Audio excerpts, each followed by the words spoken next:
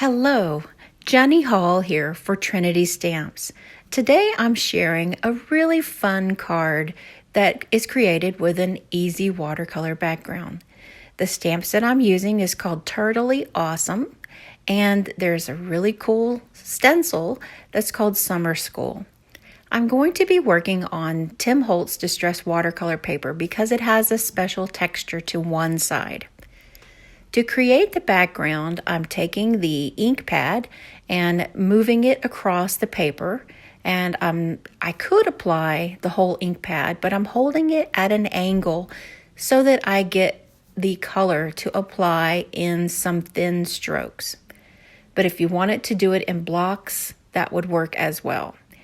Now, whenever I give it a few spritzes of water, you can see that Oxide ink starts moving around, blending the dark with the light, and I could stop here and it could have more texture.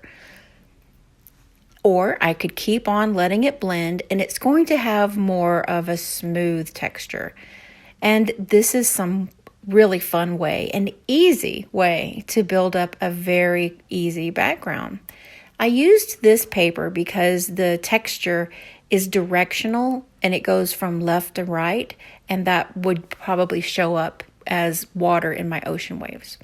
So I'm going to use this beautiful stencil from Trinity Stamps, and I've applied a little bit of pixie spray on the back so that everything stays in place. Now I have carefully put the stencil onto my paper, and I'm going to use some of the Atelier inks from Ink on 3, which are available in the Trinity Stamps store. I'm using the Trinity Blending Buddy, and I'm going to give this school of fish a rainbow look. I thought, why not have a rainbow? With, you cannot pass up a rainbow sometimes. So I'm going to work in rainbow order from the point that's down inside this wave design, and then I'm going to work my way from red to orange and from orange to yellow. Now you'll notice that the Blending Buddy brushes from Trinity Stamps are not shaped like most of the other blending brushes that are available to the craft world. These have a nice point to them, which really helps me get down into those stenciled areas. And some of those little fish are very small. So by using these brushes, I found that I was really able to control the application of the ink. And I like the fact that there's a cover on each one of the brushes. And I put I punched out a 1-inch circle with the color. And I dedicate my brushes to where it's all for one color. Like the red one is only going to be for red inks.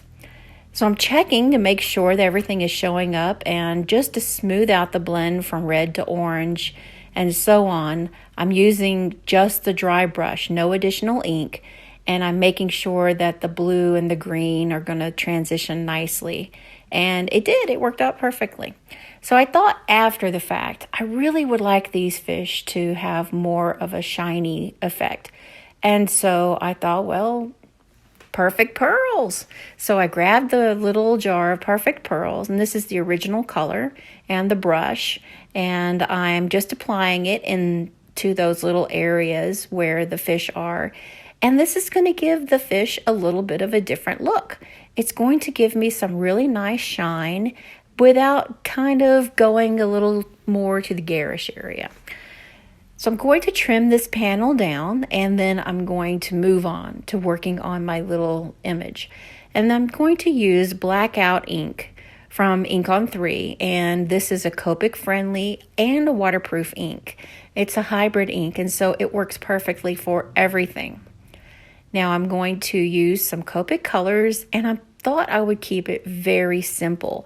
If I were to go a little too much detailed with the Copic coloring, then not only am I going to spend a lot of time on this project, but it would maybe take away from all the work that I did on those beautiful rainbow fish.